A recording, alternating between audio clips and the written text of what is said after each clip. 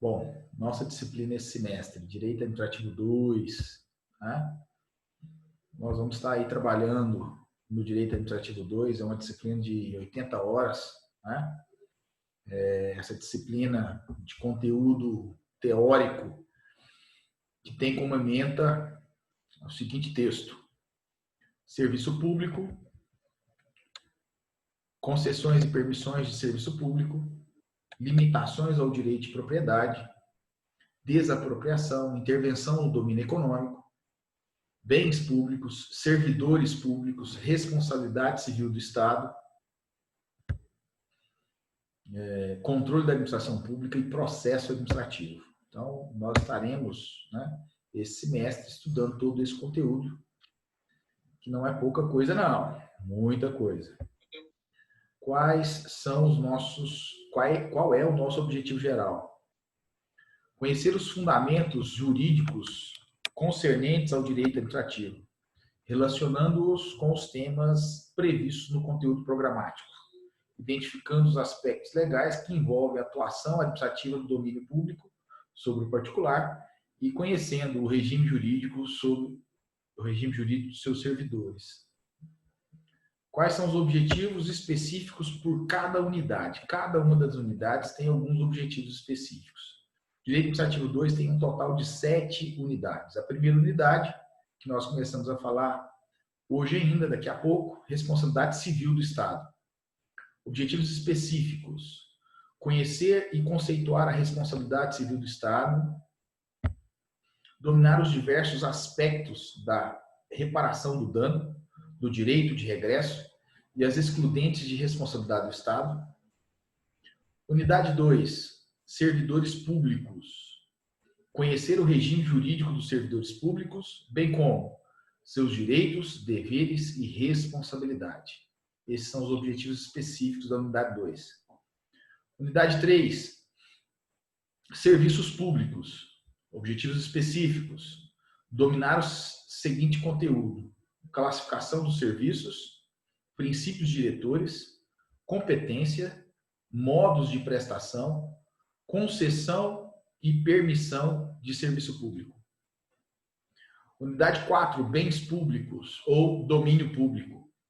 Objetivos específicos: identificar com segurança o regime jurídico dos bens públicos, forma de aquisição e alienação, afetação e desafetação, uso de bens públicos por particulares e os bens públicos em espécie. Unidade 5, limitação ao direito de propriedade. Conhecer e dominar os seguintes conceitos: propriedade e domínio econômico, competências e meios interventivos de atuação no domínio econômico e intervenção na propriedade privada. Unidade 6, controle da administração pública. Objetivos específicos: dominar os seguintes conceitos: esferas de controle da administração pública, instrumentos de controle e administração em juízo. Então, aqui nós vamos estudar tanto o controle exercitado pelo Executivo, quanto o controle exercitado pelo Legislativo e pelo Judiciário. E, por fim, última unidade, processo administrativo. Objetivos específicos: identificar as distinções entre processo e procedimento administrativo, bem como suas finalidades. Meus queridos, vocês que estão aí à margem, né, da OAB semestre que vem, esse conteúdo programático ele envolve matérias que sempre são lembradas na prova da OAB. Intervenção na propriedade privada, né? Responsabilidade civil, que a gente começa a discutir hoje, são matérias, bens públicos, são matérias que vão aparecer não só na prova da OAB, mas em 90% dos concursos públicos. Tá? Então, é muito importante esse conteúdo, não só como critério de conhecimento, né? Todos devem conhecer desse conteúdo como estudante de direito, mas pensando de uma forma prática, né? Que amanhã vocês vão estar aí sendo submetidos a uma prova da OAB, uma prova de concurso. Quais são as habilidades que nós buscamos desenvolver com vocês esse semestre. As habilidades e competências desenvolvidas no decorrer dessa disciplina serão leitura, compreensão e elaboração de pareceres, com a devida utilização das normas técnico-jurídicas, interpretação e aplicação do direito administrativo, pesquisa e utilização da legislação, da jurisprudência, da doutrina e outras fontes do direito, correta utilização da terminologia jurídica ou da ciência do direito, utilização do raciocínio jurídico, de argumentação, de persuasão, de reflexão crítica, conforme as novas diretrizes curriculares nacionais do curso de Direito, resolução número 5, de 17 de dezembro de 2018. Nossa disciplina continua da mesma forma, são 20 encontros, com uma peculiaridade que os outros professores já devem ter comentado com vocês. Nesses 20 encontros, nós teremos as 3 avaliações, normalmente, mas, além da aula síncrona, que é essa que nós estamos tendo agora, né? Além da nossa aula aqui, toda quarta-feira à noite, de no mínimo 1h30, nós também teremos uma pré-aula e uma pós-aula. O que é a pré-aula? A pré-aula são vídeos que eu vou estar disponibilizando para vocês no YouTube. Vídeos sobre o tema. Tá? Então, é uma forma de estar ampliando a discussão com vocês sobre o tema da aula. Então, teremos uma pré-aula, são vídeos no YouTube e, excepcionalmente, alguns textos. Tá? E teremos também, a partir da semana que vem, a pós-aula. O que é a pós-aula? A pós-aula são atividades.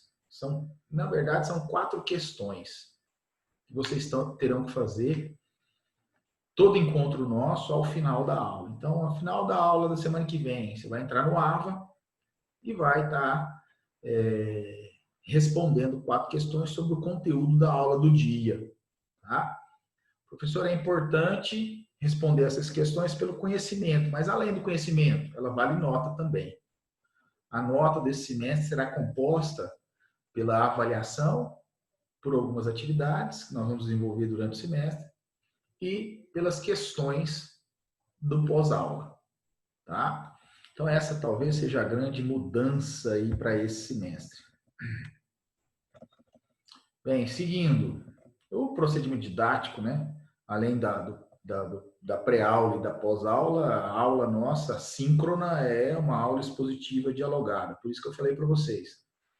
Mantenha o microfone desligado, mas a qualquer dúvida você pode parar a aula e perguntar, como sempre foi. Né? Bibliografia que a gente vai utilizar nesse semestre. Em especial, não só essa, mas em especial.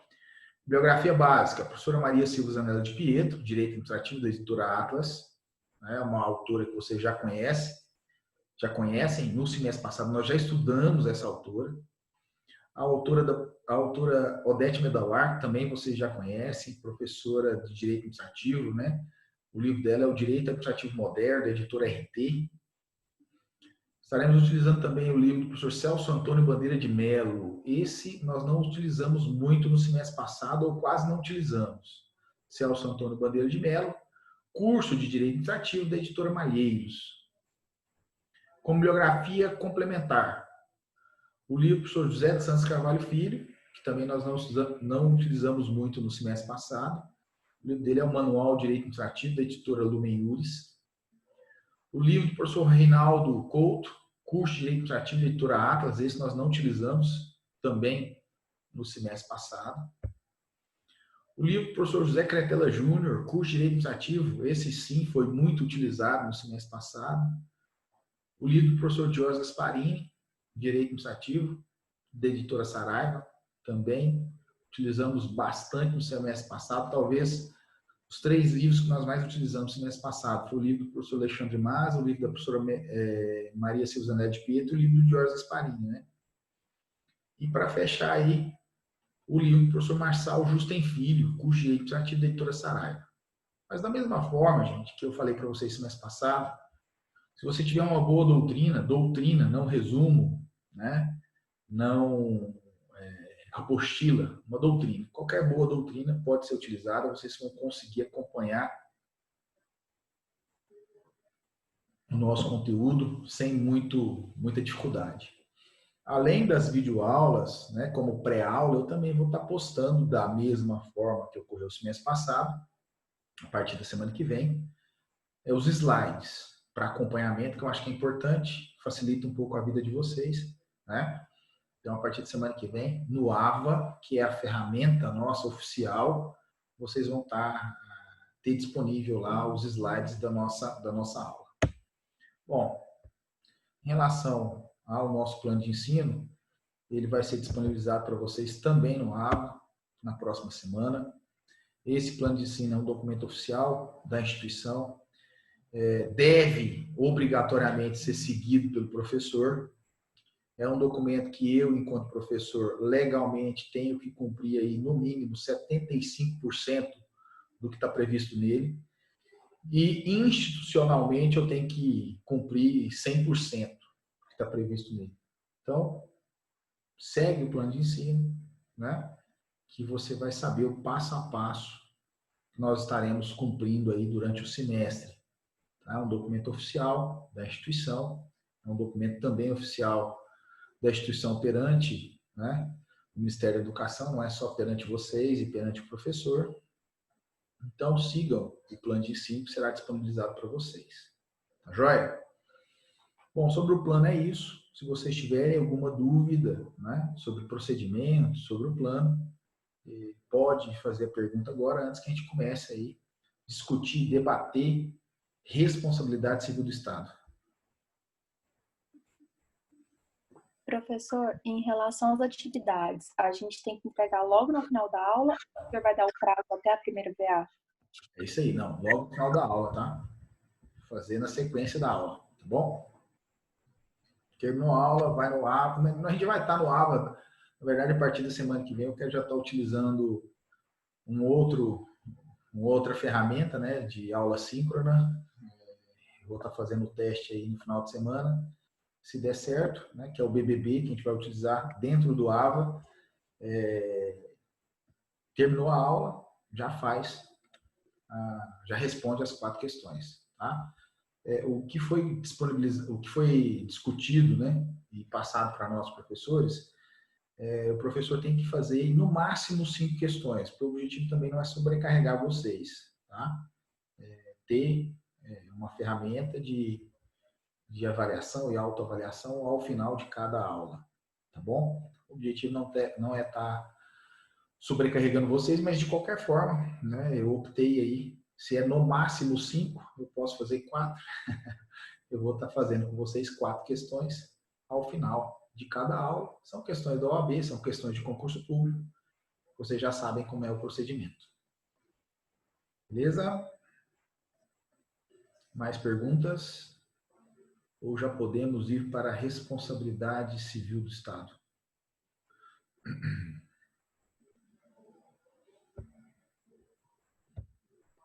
Podemos seguir? Olha só, a gente começa a falar sobre a responsabilidade civil do Estado. Como você já sabe, o Zoom tem um link aí de duração de 40 minutos. Terminando esse link, automaticamente você já retorna, tá? Fechou o link, já retorna no mesmo link que a gente vai estar aí complementando a nossa aula com mais 40 minutos, tá bom? Então, o objetivo hoje é estar falando com vocês, além de estar enfrentando a questão do plano de ensino, estar falando com vocês sobre responsabilidade civil do Estado. Primeiro, temos que delimitar o tema. Será que nós vamos falar, né, aqui hoje é responsabilidade civil do Estado? Por quê?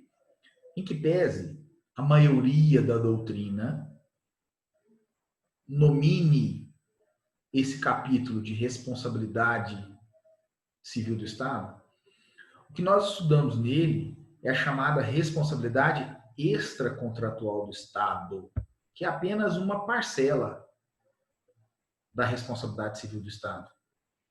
Porque a responsabilidade contratual, ela é regida pela lei contratual, ou pela lei dos contratos públicos, né, pela lei 8.666/93, ou pelo Código Civil, ou por qualquer outra lei esparsa, mas é regulada por uma lei que versa sobre o contrato ou pelo próprio contrato. Aqui o que nós vamos estudar, na verdade, é a responsabilidade extracontratual. É o que vem fora dos contratos. São possíveis danos causados pelo Estado a terceiro fora de uma relação contratual. É isso que nós vamos estudar. Bom, essa é a primeira observação. A segunda observação, que geralmente traz dúvida, é quais são as funções estatais que podem gerar um dano? Será que é só o executivo? Ou será que também o legislativo e o judiciário podem praticar atos que traz dano a terceiro, que pode ser objeto de responsabilização? E a resposta é positiva, tá?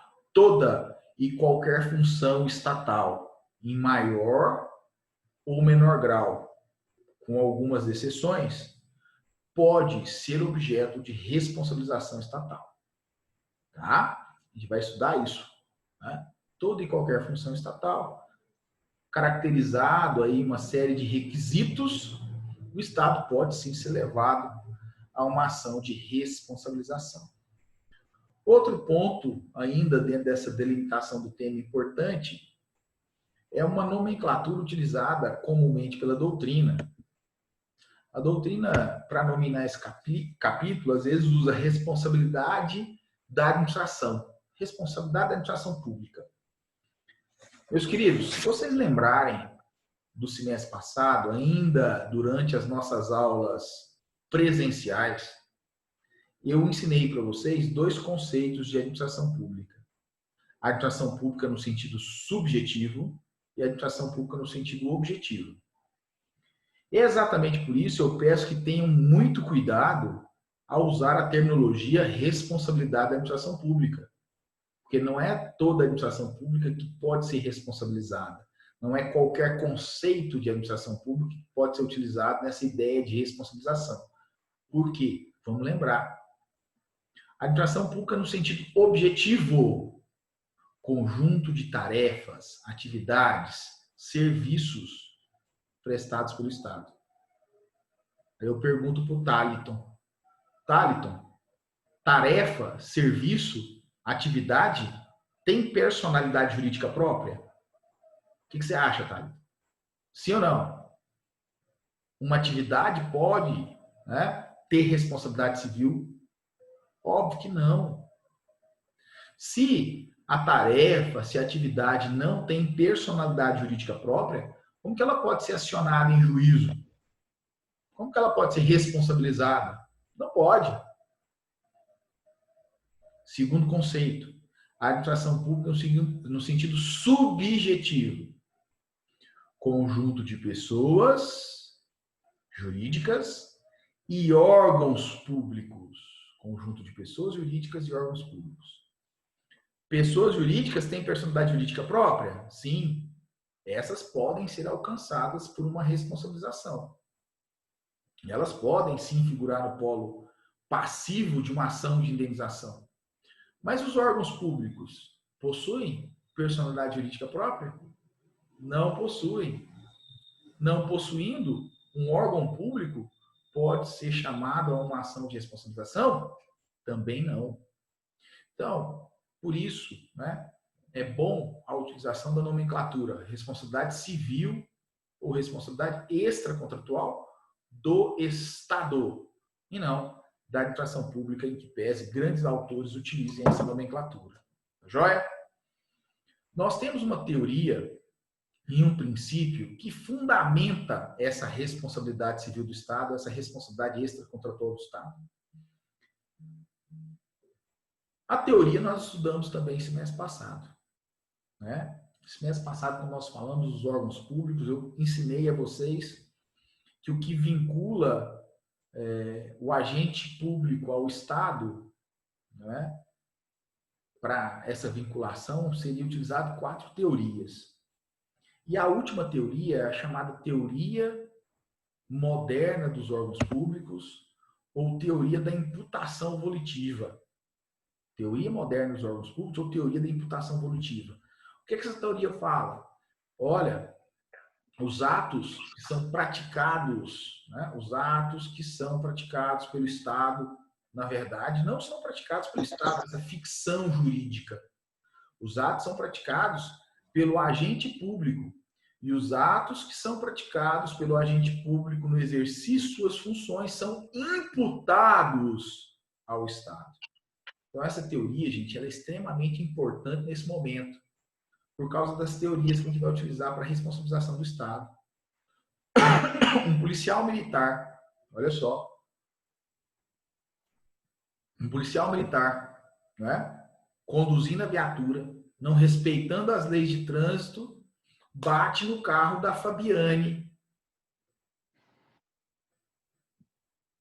Quem que eu vou imputar?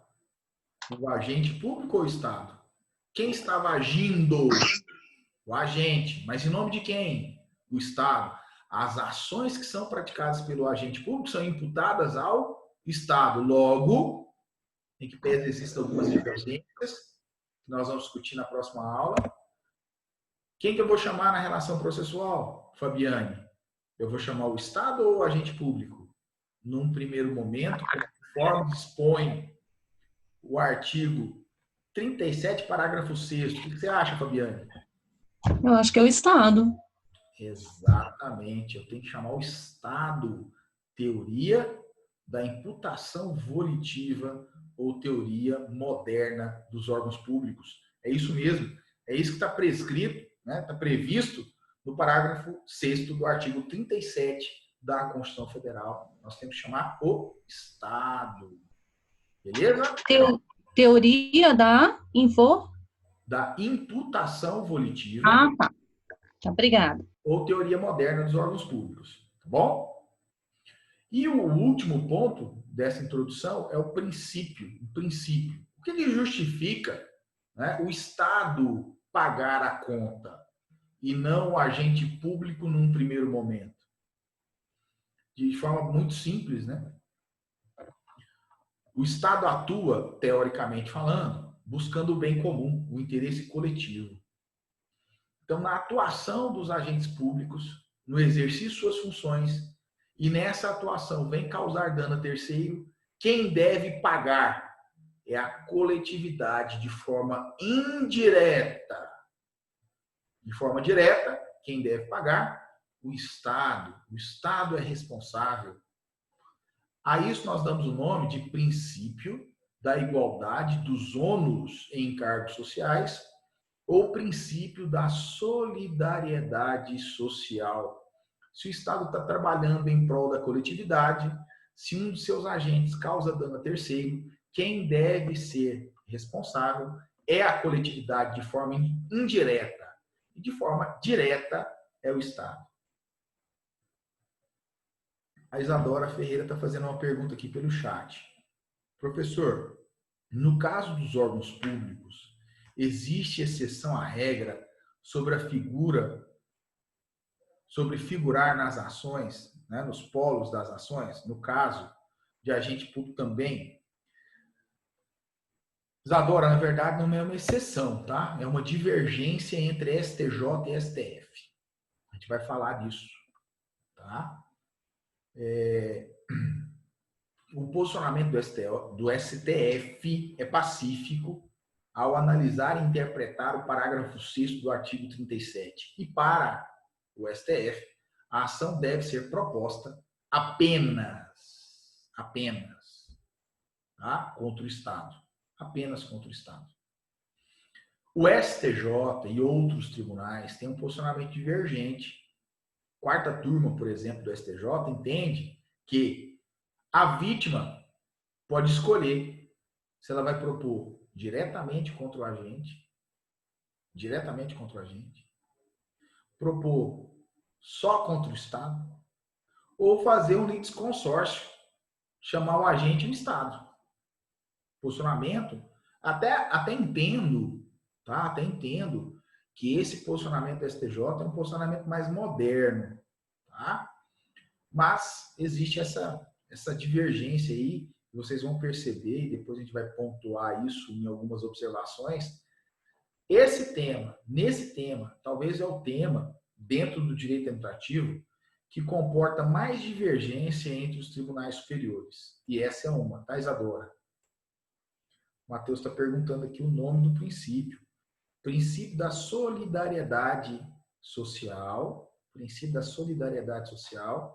ou princípio da igualdade dos ônus e encargos sociais. Princípio da solidariedade social ou princípio da igualdade dos ônus e encargos sociais. Ok? Bom, feita essa introdução, no material que será disponibilizado para vocês, né, tem lá um conceito de responsabilidade extracontratual. Qual que é o conceito que aparece lá? Corresponde à obrigação de reparar danos causados a terceiros. Corresponde à obrigação de reparar danos causados a terceiros em decorrência de comportamentos comissivos ou omissivos, materiais ou jurídicos, lícitos ou ilícitos, imputáveis aos agentes públicos. Esse é o conceito de responsabilidade extracontratual do Estado, ou, como queiram, responsabilidade civil do Estado. Mas será que foi fácil chegar até aqui?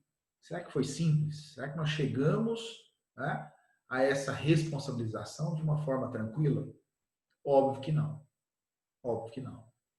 Nós temos uma evolução histórica que perpassa aí alguns séculos, que nós vamos tratar agora, através de três teorias. Essas teorias demonstram aí a evolução histórica da responsabilização estatal. Essas teorias, né, já adianto para vocês, não as teorias, mas esse tema, ele continua evoluindo.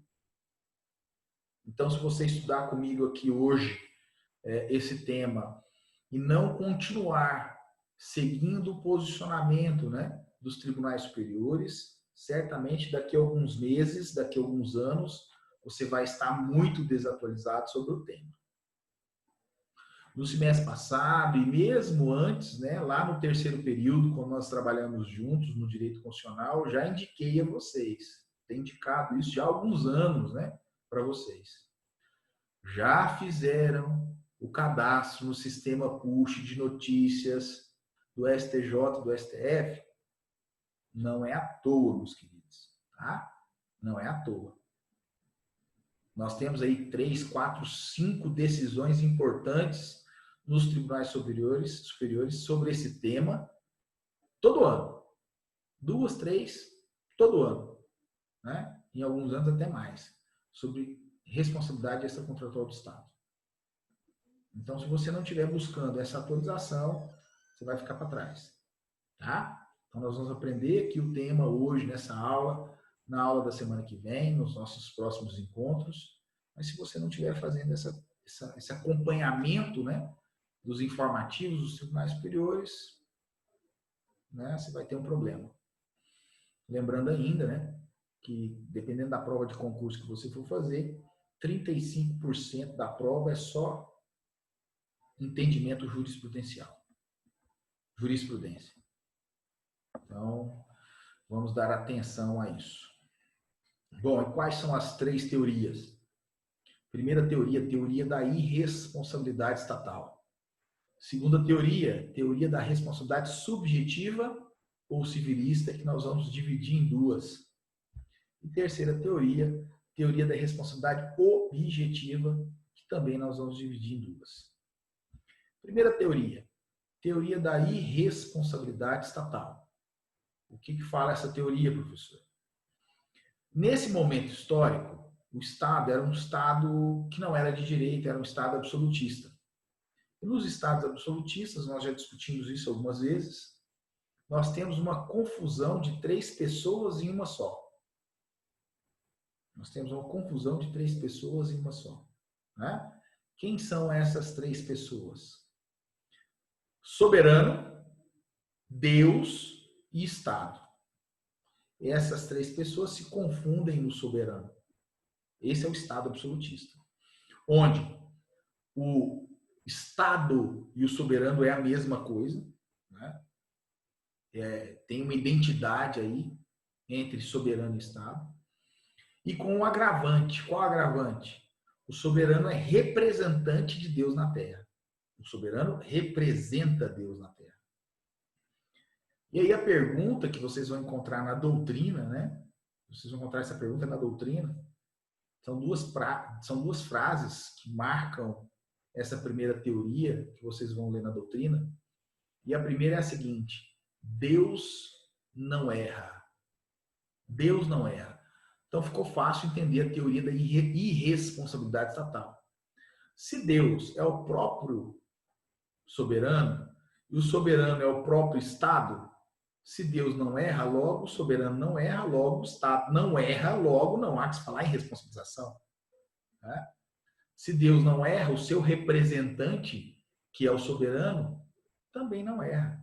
Então, para falar em responsabilização, tem que se entender inicialmente um erro por parte do Estado. E esse erro não existia, ou pelo menos não era considerado, né?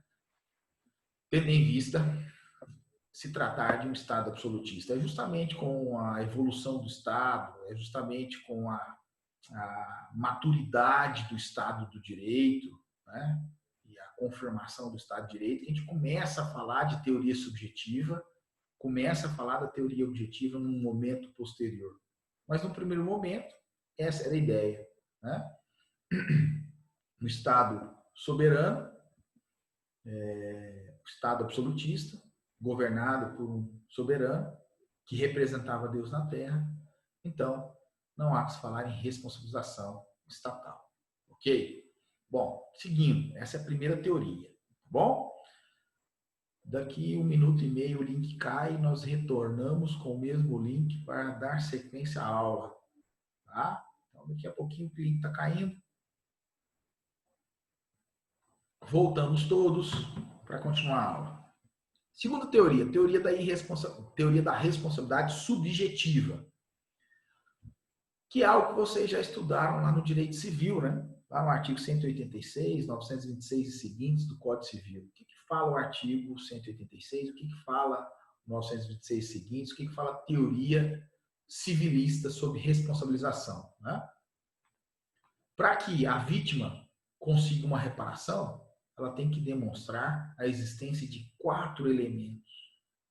4 elementos. Quais são os 4 elementos? Ato, nexo de causalidade, efetivo dano e dolo ou culpa. Então, você foi vítima, foi lesionado, sofreu um dano, né? E o que você tem que demonstrar? Ato, efetivo dano, ato, nexo de causalidade, efetivo dano e dolo ou culpa. Demonstrando esses 4 elementos, você pode propor a ação, desde que não exista qualquer excludente de responsabilidade, que é o tema que nós vamos falar também na próxima aula. Tá? Quais são as excludentes de responsabilidade? Vai falar sobre elas.